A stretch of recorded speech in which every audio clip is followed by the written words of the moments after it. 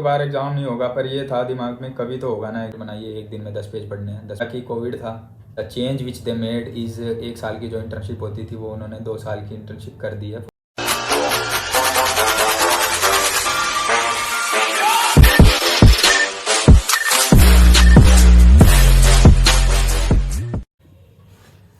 Hello guys, welcome to Jeet blog. So आज इस video में फिर से मैंने एक एफएमजी एस्पिरेंट को इनवाइट किया है, जिन्होंने अब एस्पिरेंट नहीं रहे, वो एग्ज़ाम फाइनली पास कर चुके हैं 2023, वो भी फर्स्ट अटेम्प्ट में। डॉक्टर बलविंद्र, और he is famous for not frustrated. So doctor के नाम से इन्होंने इंस्टाग्राम पे इसकी पेज है, तो इसके नाम से भी ये फेमस है। तो चलिए आज इनसे कुछ बातचीत करते हैं, और जो हम लोग को लिए जो एफएमजी एस्पिरेंट है उनके लिए ये बेनिफिट होगा, क्योंकि ये पहले से भी मोटिवेट करते आए, तो ये अपना जर्नी पूरा शेयर करने जा रहे हैं इस वीडियो में। तो वेलकम टू जीत ब्लॉग्स भैया। For inviting me to this wonderful platform. So I'll start by introducing myself. Hello everyone, this is Dr. Balvinder Saini. I did my MBBS from Nanjing University of Chinese Medicine, and I passed this FMG exam, which was recently conducted in my very first attempt with a score of 212 marks. So this is it, sir. Congratulations भैया इतने अच्छे scores करने के लिए, Thanks वो भी a lot. First attempt में।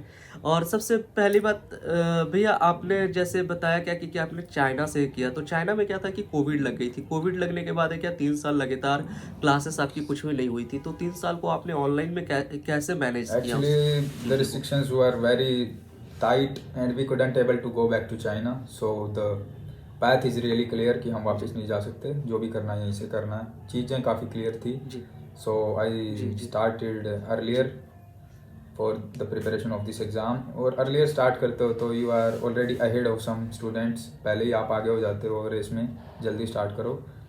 And after that university exams होते थे, जब थोड़ा seriously I'll prepare for university exams. And whenever I get time on weekends or on some holidays, I used to prepare for FMG exam very sincerely and regularly. तो भैया actually क्या होता है कि आप लोग का तो नोटिफिकेशन भी बहुत अजीब अजीब तरीके से आ रहे थे कि नई एग्ज़ाम देने मिलेंगे, ये वो दिस डैट करके बहुत सारी रूल्स आई थी चाइना पे। तो क्या आप लोग उस समय डिमोटिवेट नहीं होते थे? नहीं लगता था कि छोड़ दे, अब तो एग्ज़ाम होगा ही नहीं? लगता था कभी कभार एग्ज़ाम नहीं होगा, पर ये था दिमाग में कभी तो होगा ना एग्ज़ाम। एंड FMG दिए बिना तो आज तक कोई डॉक्टर बना नहीं इंडिया में, तो ये था कि एग्ज़ाम तो देना ही है, तो क्यों ना मतलब अपनी नॉलेज को बढ़ाएं, पढ़ें इतना कि चाहे से एग्ज़ाम का नाम ही चेंज क्यों ना हो जाए, FMG रहे, नेक्स्ट रहे, कुछ भी रहे, मतलब हमें एग्ज़ाम देना है। फ़ौरन से आप MBBS करके आते हैं तो उससे आपको बचने का अदर ऑप्शन है ही नहीं, तो वो चीज़ तो आपको फेस करनी है।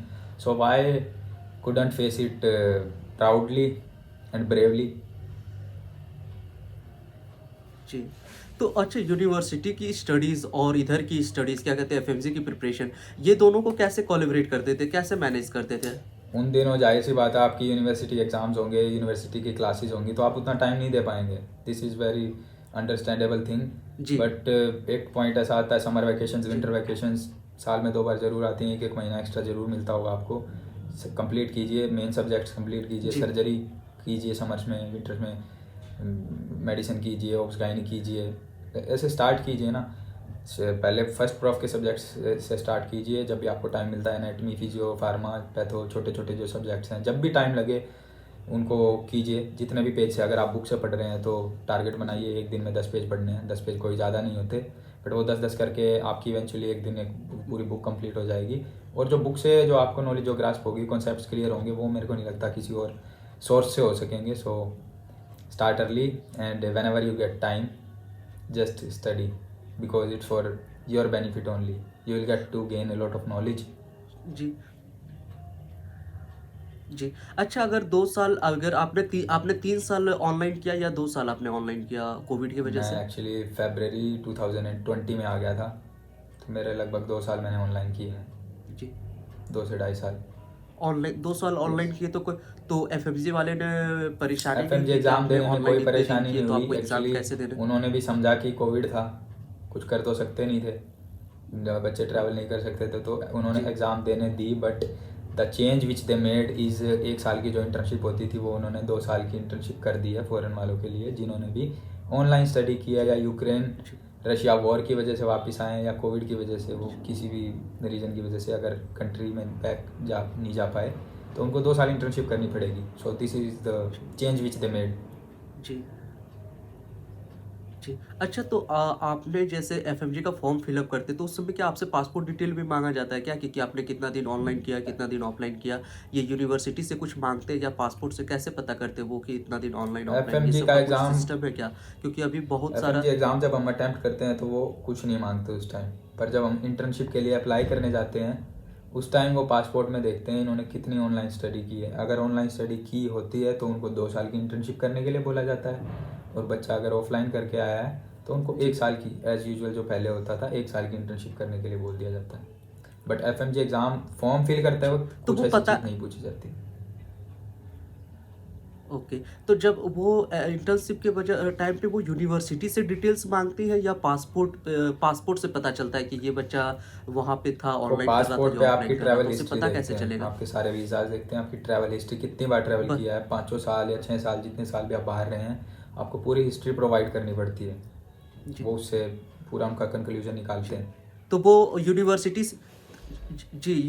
से कोई लेना देना नहीं है, बस आपको सीधा पासपोर्ट नहीं, डिटेल यूनिवर्सिटी प्रोवाइड से करना है। कॉन्टैक्ट नहीं करेंगी. मेडिकल काउंसिल्स जो भी स्टेट की है या सेंट्रल है वो यूनिवर्सिटी से इस रिगार्डिंग कोई कॉन्टैक्ट नहीं करती.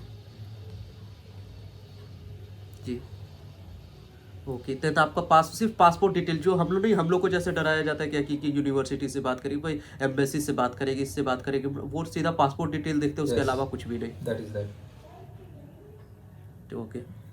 और भैया ये इम्पोर्टेंट टॉपिक है कि जैसे थोड़ा पूछने में भी अजीब लग रहा है कि ये जो डिस्ट्रैक्शन आते रास्ते में, जो चाहे वो बंदी को लेके हो या चाहे कुछ भी लेके हो, मतलब सबका अलग अलग प्रोस्पेक्टिव होता है। किसी को बंदी से होता है, किसी को घर से, किसी को मतलब खुद का अपने मन नहीं कर रहा है, या बहुत सारे तरीके की बात होती है, सबका अलग अलग पॉइंट ऑफ व्यू होता है। तो इस तरह का बहुत सारे क्वेश्चंस मेरे पास आए भी थे कि डिस्ट्रैक्शंस आते हैं बीच में, तो वो कैसे हैंडल किया आपने? सबसे पहले तो ये कहूँगा, अगर आपके जो पैथ है, जिस पाथ पे आप चल रहे हैं, उसमें डिस्ट्रैक्शंस नहीं है जी तो आप गलत पाथ पे हैं. जी डिस्ट्रैक्शंस हर एक की लाइफ में होते हैं, उनको हैंडल कैसे करना है वो सबको नहीं आता. तो जाहिर सी बात है, जी तो आपका टारगेट आपके लिए सबसे मेन प्रायोरिटी है जिस चीज़ के लिए आप फॉरेन गए हैं. So first you should be जी considering your target, then some other things which are coming in between. और अगर वो चीज़ें जो बीच में आ रही हैं वो इतनी बड़ी हैं कि आपको डिस्ट्रैक्ट कर रही हैं आपके टारगेट तक पहुंचने तक, तो I don't think so you should be giving them preference. और आपको उस चीज़ को अटेंशन देनी चाहिए, क्योंकि मेरे हिसाब से सबसे ज़रूरी आपके लिए आपका गोल होना चाहिए. तो उसको एक एक सटीक पॉइंट पे बताइए, उसको अवॉइड कैसे किया जा सकता है, मैं मतलब कैसे उसको मैं छोड़ समझ दिया रहा हूँ, ये जाए? बहुत इंपॉर्टेंट एक्चुअली क्वेश्चन है, क्योंकि मैंने खुद फेस किया और हाँ ऑलमोस्ट मैंने बताया जैसे कि आपके पैथ में डिस्ट्रैक्शंस नहीं है तो आप गलत पैथ पे हैं. तो डिस्ट्रैक्शंस तो ज़रूर होंगी, सबके उसमें होंगी. बट आपको मैं बताऊं, लाइफ में एक ऐसा चेंज आता है जहाँ पर आपको आपके गोल के सिवा कुछ दिखाई नहीं देता. वो चेंज किसी में लेट आता है, किसी में जल्दी आ जाता है. बट जिस दिन वो चेंज आ जाता है तो आपको कुछ दिखाई नहीं देता. जस्ट आपको वो आपका एफएमजी पासिंग सर्टिफिकेट दिखाई देता है, आपका स्टेथोस्कोप दिखाया देता है, आपका एप्रन दिखाई देता है. और उस कॉलेज में जहाँ आप ओपीडी में एंटर कर रहे होंगे उस एप्रन और स्टेथोस्कोप के साथ, वो मोमेंट आप जो है फील कीजिए, और मैं सोचता हूँ सारी डिस्ट्रैक्शन दूर हो जाएंगी ऑन द स्पॉट. जी। और भैया ये कभी ऐसा लगा था कि नहीं हो पाएगा? ये सोचना ही मेरे हिसाब से हो पाएगा या नहीं हो पाएगा. देखिए, कर्म करो फल की चिंता ना करो, जैसा कि आप सब ने ये फेमस कोट है श्रीमद् भगवत गीता का सुना होगा, और ये सच्चाई है एक्चुअली. हमारे हाथ में क्या होता है, वीडियो देखें बैठ के, नोट्स से पढ़ें, क्वेश्चन बैंक करें. क्वेश्चन बैंक में 50-60% लाने हैं हर क्वेश्चन बैंक. नहीं तो यही होता है ना कि क्वेश्चन, जैसे क्वेश्चन बैंक में अगर नहीं आ रहे 60%, तो उस समय फ्रस्ट्रेट सा नहीं लगता हो कि नहीं होगा यार, अब छोड़ देते? तो उसको उस समय कैसे मेंटली अपने आप को स्ट्रॉन्ग? बिल्कुल भी फ्रस्ट्रेट नहीं होना है. एक्चुअली फ्रस्ट्रेट ना होने के लिए ही हमने जो नोट्स ऑफ फ्रस्ट्रेटेड डॉक्टर नाम से जो इंस्टाग्राम, यूट्यूब एंड ट्विटर बनाया है. मतलब जो भी डॉक्टर्स फ्रस्ट्रेटेड हैं, come to me, I will give them guidance, the right path. और फ्रस्ट्रेटेड होने जैसा कुछ नहीं है. मेरे खुद के मार्क्स फर्स्ट जीटी में 300 में से 101 नंबर आए थे, एंड लाइक काफ़ी सैड होता है, बट देखो इम्प्रूवमेंट के तो चांसेस है ना, इम्प्रूव कर सकते हो ना, आपका रिजल्ट तो नहीं आ गया ना। रिजल्ट से पहले जो भी कर सकते हो करो, रिजल्ट वाले दिन गुंजाइश नहीं रहेगी, आप ये बोलोगे मैंने 2 GT और दे लिए होते या ये कर लिया होता। रिजल्ट से पहले दो आप 30%, जैसे मान लो आपने क्वेश्चन बैंक दिया, 10 में से 3 क्वेश्चन सही हुए, 7 क्यों गलत हुए उस पर ध्यान दे लो, अगली बार नहीं होंगे, आई बेट। अब आते एग्जामिनेशन सेंटर पे, कैसा फील हो रहा था आपको, मतलब कि अंदर से एकदम उस समय बहुत सारे एस्पिरेंट्स को देख रहे होंगे, तो क्या कैसा लग रहा होगा उस समय? एग्जामिनेशन सेंटर पे काफ़ी जैसे कॉन्फिडेंट फील हो रहा था। इट्स ऑल अबाउट ये प्रिपरेशन ना, आपके हार्ट को पहले ही पता होता है आपने कितना पढ़ा है। And when I was entering examination hall, यही था कि जैसा भी एग्ज़ाम आएगा करना है, because there is no second option. You entered into the war with all the hathiyar and each and every each and everything. तो दूसरा ऑप्शन है ही नहीं ना बैक आने का, आपको लड़ना है। जाहिर सी बात है, हार होगी या जीत होगी वो बात की बात है। जी। You entered into the war, just give your best. अच्छा, ये जो रिवीजन किससे, नोट से या किससे रिवाइज करना चाहिए? क्वेश्चन बैंक से बेस्ट होता है या नोट से बेस्ट आप होता नोट से रिवाइज कीजिए, बेस्ट रहेगा। उसमें हाईलाइट कीजिए साथ के साथ जो चीज़ें आप भूलते हैं, नोट से? जो चीज़ें आपकी गलत हुई हैं पहले, उनको नोट्स में साथ के साथ हाईलाइट करिए, ताकि जब नेक्स्ट रिवीजन हो तो उनको आप 2 बार पढ़ें। जी। अच्छा, ये जो लास्ट मंथ स्ट्रेटजी रहता है कि लास्ट मंथ कैसे प्रिपरेशन करना, उसका क्या सिनेरियो रहता है? देखिए लास्ट मंथ सबसे की कोई इम्पोर्टेंट होता है, उसको स्ट्रेटजी, कैसे मैनेज करते हैं? कि लास्ट मंथ की कोई ऐसी पर्टिकुलर स्ट्रेटजी नहीं रहती। लास्ट मंथ की स्ट्रेटजी आप खुद बनाते हो, जो आपने पिछले 2 साल में किया है। जो भी पिछले 2 साल में किया उसको हाईलाइट कीजिए, एक अलग नोटबुक में लिखिए जो आप बोल रहे हैं, जैसा भी कर रहे हैं उस एक आखिरी के 1 महीने में इतनी रिवीजन करनी है आपने कि 19 सब्जेक्ट्स हो जाएं आपके। और एक बार नहीं, कम से कम 2 बार आखिरी के 1 मंथ में 19 सब्जेक्ट्स आपको रिवाइज करने हैं। तो इस तरीके से आपको वो सोच। तो भैया एक मंथ में डर लगता है सुन के कि एक मंथ में कैसे पॉसिबल है ये? हाँ, वो कैसे हो शुरू में सकता लगता है, जैसे जैसे सुन आप के ही 3rd या अंदर से 4th डर रिवीजन लगता पे पहुँचोगे तो वो पॉसिबल हो जाएगा, क्योंकि आपका वो जो स्टडी का मटेरियल है वो इतना कंसाइज हो जाएगा, इतना छोटे में आप उसको कर लोगे रिवाइज कर करके। पहली बार आप मेडिसिन के नोट्स पढ़ोगे, आपको 20 दिन लगेंगे, फिर 10 दिन लगेंगे, फिर 5 दिन, 2 दिन के अंदर भी आखिरी के टाइम पे आप कर सकते हो। नहीं तो उतना वास्ट सिलेबस रहता है तो क्योंकि आप 4 या 5 बार उसको रिवाइज कर चुके होते हो, जब आप उसके बाद रिवाइज करने जाते हो तो आप जस्ट पेज पलटते हो, उसमें मेन पॉइंट्स देखते हो आप, क्योंकि बाकी सब चीज़ें आप इतनी बार 2 या 4 बार पढ़ चुके होगे तो आप भूलोगे नहीं।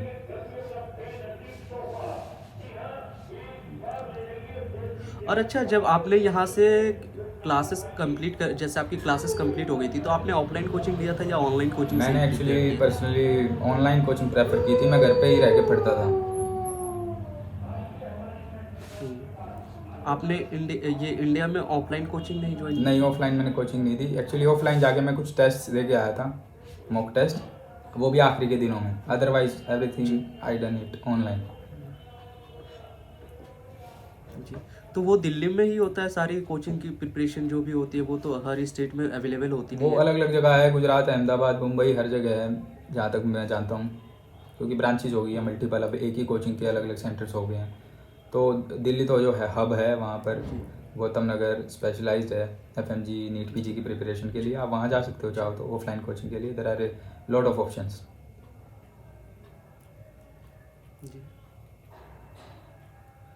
थैंक यू भैया फॉर गाइडेंस, और अच्छा लगा आपने सारी चीज़ अपनी जर्नी शेयर किया हमारे चैनल पे। तो so guys, if you like the video please do like, subscribe, share and comment. और अगर आपके मन में और कुछ ज़्यादा क्वेश्चंस हो जो मेरे से स्किप हो गया हो, जो मैं नहीं पूछ पाया हूँ, तो आप मेरे कमेंट बॉक्स में पूछ सकते हो। नहीं तो इनका भी एक इंस्टाग्राम पेज है, नॉट सो फ्रस्ट्रेटेड डॉक्टर के नाम से, तो वहाँ भी आप इनसे क्वेरी करके पूछ सकते हो, कोई दिक्कत नहीं है। वहाँ पे भी आपको पूरी तरह से गाइडेंस मिलेगी इनसे।